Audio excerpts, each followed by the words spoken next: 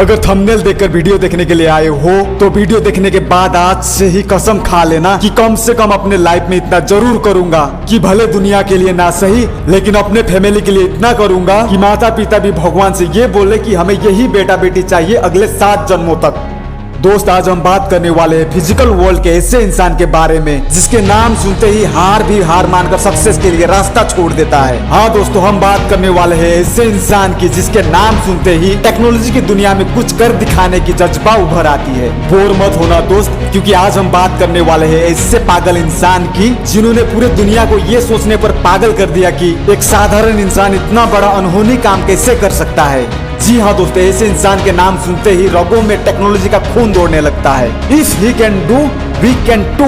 फिर से कह रहा हूँ दोस्त, अगर ऐसे इंसान के बारे में जानना चाहते हो तो बिस्तर पर लेटकर नहीं आसन पर बैठकर सुनो, क्योंकि ऐसे इंसान के केवल एक ही ट्वीट से पूरा स्टॉक मार्केट में हाहाकार मच जाता है। इसीलिए कहीं इसके बारे में सुनकर लेटे लेटे हमारा प्राण ना निकल जाए। एक बच्चा अपने पिताजी से पूछता है कि पापा ये इंसान कौन है, तो पिताजी अपने बेटे को जवाब देता है, बेटा ये वो इंसान है जिसके कारण आज हम यहाँ हैं। जी हाँ दोस्तों, आज हम बात करने वाले हैं टेक्नोलॉजी वर्ल्ड के one of the most unbelievable person none other than mister Elon Musk के बारे में। दोस्त मैं आपको इलन मस्क के बायोग्राफी बताने नहीं आया हूँ, क्योंकि इसके बायोग्राफी के वीडियोस तो यूट्यूब पर भरे पड़े हुए हैं। बस इतना याद दिलाने आया हूँ कि अगर वो कर सकता है तो हम भी कर सकते हैं। बस हमें अपने कंफर्ट जोन से बाहर निकलकर अच्छे स्ट्रेटेजी, प्रैक्टिस और फ्रेमवर्क बनाकर चलना होगा, और साथ में hard work, will power, dedication, self discipline और फोकस जैसे हथियार लेकर चलना होगा, ताकि हार जैसे दुश्मन हमारे सक्सेस के लिए रास्ता छोड़ दे। दोस्त अगर आज हम इलन मस्क के बारे में बात ही कर रहे हैं तो इसके लाइफ की आश्चर्यचकित कर देने वाले किस्से के बारे में जानना तो बनता है। आगे बढ़ने से पहले अपने बचपन को याद कीजिए। जब आप 9-10 साल के थे तो क्या करते थे? आपने सही सोचा, या तो हम कबड्डी खेलते थे या मार्बल लुका छिपी खेल के पूरा दिन बिता देते थे। लेकिन जब इलन मस्क 9 साल का था उस समय इलन को कंप्यूटर के साथ एक कोडिंग एंड प्रोग्रामिंग का बुक मिला था। उस बुक को इलन ने केवल 3 दिनों में कंप्लीट कर दिया और बाद में 12 के एज में ब्लास्टर नाम का एक वीडियो गेम बनाकर कंप्यूटर मैगजीन कंपनी को $500 में बेच भी दिया। दोस्त फर्क इतना ही है, बचपन में हम मार्बल खेलते थे और इलन भाई कोडिंग एंड प्रोग्रामिंग लैंग्वेज से खेलते थे। दोस्त बचपन के टाइम में जब हमें स्कूल भेजा जाता था तो हम मगरमच्छ की आंसू बहाकर बहाना बनाते थे, लेकिन ये बच्चा ऐसा था बचपन से ही दिन में 12-12, 15-15 घंटा पढ़ाई करता था। जब इलन भाई को कोई बुलाता था तो ये सुनता ही नहीं था। जब इलन भाई के माता पिता को पता चला कि बेटा कुछ सुन ही नहीं पाता है तो इलन का ऑपरेशन कराया गया, लेकिन बाद में पता चला कि इलन को सुनने का प्रॉब्लम नहीं है, बल्कि इलन का ध्यान किसी चीज में डीप फोकस होने के कारण किसी को नहीं सुन पाता है। दोस्त फर्क सिर्फ इतना ही है कि इलन भाई किसी चीज पर जब फोकस करते थे तो किसी को नहीं सुनते थे, और हम अगर किसी काम में फोकस कर भी लेते हैं और बगल में पार्टीज चल रहा हो तो हमारा ध्यान भटकने के लिए 2 सेकंड भी नहीं लगता है। दोस्त वैसे तो इलन मस्क बचपन से ही बिजनेस माइंडेड था और 1995 में यूनिवर्सिटी ऑफ पेंसिल्वेनिया में स्टडी करने के बाद अपने भाई किम्बल के साथ मिलकर अपना पहला startup web software company Zip two launch किया। इस कंपनी का काम था न्यूज पब्लिशिंग इंडस्ट्री के लिए इंटरनेट सिटी गाइड यानी कि मैप्स, डायरेक्शन और येलो पेज जैसे इंफॉर्मेशन प्रोवाइड करना था। वैसे तो स्टार्टिंग में फंडिंग के लिए कोई तैयार नहीं था, लेकिन मस्क ने अपने फादर से $28,000 उधार लेकर अपना स्टार्टअप शुरू किया, और इसके बाद 1996 में मोर डेविडो वेंचर ने कंपनी में $3 मिलियन इन्वेस्ट करने के लिए तैयार हो गया और इलन मस्क को सीईओ के पोजीशन से रिप्लेस करके सीटीओ का पोजीशन दिया गया, और 99 में कॉम्पैक्ट ने जिप्टू को $307 मिलियन में खरीद लिया, जिसमें से इलन को $22 मिलियन मिला, जो कि आज के डेट में इतना है।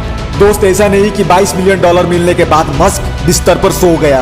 अगर इतना पैसा किसी को मिल जाए तो वो इंसान रास्ता ढूंढेगा कि कहाँ खर्च करना है, लेकिन इलन मस्क रुके नहीं। इसके बाद इलन ने X.com यानी कि इलेक्ट्रॉनिक पेमेंट कंपनी स्टार्ट की, जो कि बाद में जाके थील्स कॉन्फिनिटी के साथ इन द ईयर 2000 में मर्ज हो गया और इसका नाम पड़ा पेपाल। और आज पेपाल को कौन नहीं जानता।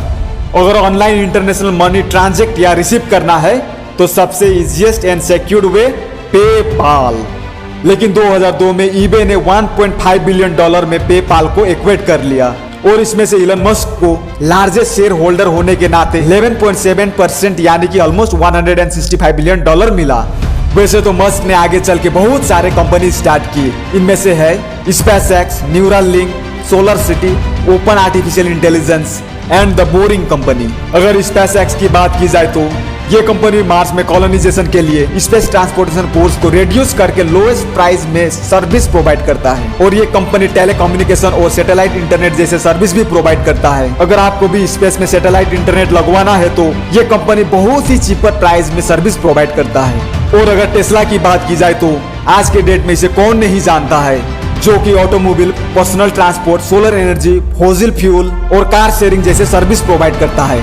और इनमें से one of the most popular जो कि मार्केट में धूम मचा रहा है वो है इलेक्ट्रिक व्हीकल। ना तो पेट्रोल और डीजल का झंझट और ना ही एयर पोल्यूशन का डर। दोस्त, भले ही हम इलेक्ट्रिक व्हीकल बना नहीं सकते, लेकिन इतना मेहनत करो कि कम से कम खरीद कर यूज तो कर सकते हैं। और द बोरिंग कंपनी की बात की जाए तो ये कंपनी का one of the most popular service है लूप। लूप एक फुल्ली इलेक्ट्रिक, जीरो एमिशन और हाई स्पीड से चलने वाली अंडरग्राउंड पब्लिक ट्रांसपोर्टेशन सिस्टम है, जो कि पैसेंजर को बिना इंटरमीडिएट स्टॉपेज के अपने डेस्टिनेशन तक पहुंचाती है। और इस लूप को टेस्ला इन ट्यूनल के नाम से भी जाना जाता है। अब इलोन भाई का कारनामा देखो, लूप से सेटिस्फाइड नहीं हुआ तो हाइपर लूप बना दिया, जो कि अल्ट्रा हाई स्पीड से चलता है, जिसका स्पीड है 1220 किलोमीटर पर आवर। दोस्त, मैंने आपको शुरू में ही बताया था, ये दुनिया का एकलौता ऐसा इंसान है जिसे समझने के लिए हमें खुद पागल होना पड़ेगा। इलोन भाई के माइंडसेट को समझना नॉर्मल इंसान की बस की बात नहीं है। लेकिन दोस्त, ऐसा नहीं है कि इलोन भाई सभी प्रोजेक्ट में फर्स्ट अटेम्प्ट में ही सक्सेस हुए। जब वो अपना फर्स्ट रॉकेट फैल्कन 1 लॉन्च किया था तो रॉकेट के फ्यूल लाइन लीक होने के कारण आग लग गई, जो कि इस प्रोजेक्ट का कॉस्ट था $90 मिलियन, जिसमें से एक लॉन्च करने का कॉस्ट था $7 मिलियन। दोस्त, अगर किसी इंसान का इतना बड़ा नुकसान हो जाए तो उसे हार्ट अटैक आ जाएगा। लेकिन इलोन भाई ऐसा जिद्दी इंसान था, बोला एक बार फेल हुआ तो क्या हुआ, मैं और एक बार ट्राई करूंगा। लेकिन दोस्त, ऐसा नहीं कि इलोन भाई दूसरे बार में सक्सेस हो गए, बल्कि कई बार फेलियर का सामना करना पड़ा। दोस्त, इलोन मस्क इतना फेल हुआ जितना इसका पैसा था, जो कि ऑलमोस्ट $165 मिलियन पेपाल से मिला था, सब खत्म हो गया। फिर भी ये इंसान रुके नहीं। इलोन मस्क कहता है, failure is an option, if you are not failing you are not innovating. दोस्त, इलोन भाई के लाइफ में ऐसा भी वक्त आया था जब उसने अपना पूरा पर्सनल प्रॉपर्टीज बेचकर अपने प्रोजेक्ट पर लगा दिया था।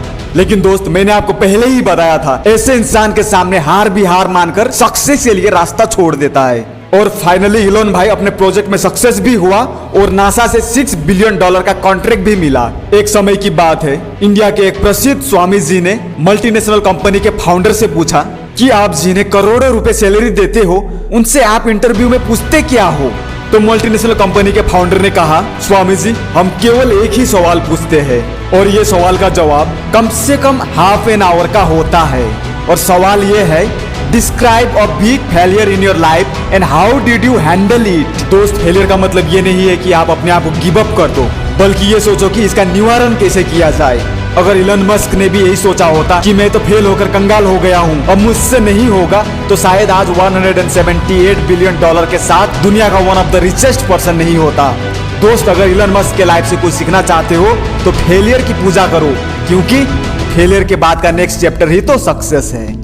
That's all for today, guys. This is Shivam from Power of Info, signing off for the day. Take care. Bye bye.